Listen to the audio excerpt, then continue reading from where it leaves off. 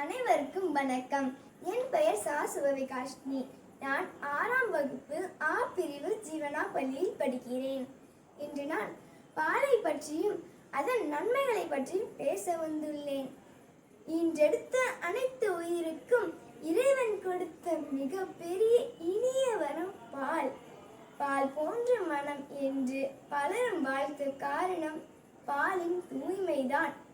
அறுசுவை உணவில் அதிக சுவை சேர்ப்பது பாலால் செய்த உணவு என்பதால் தான்.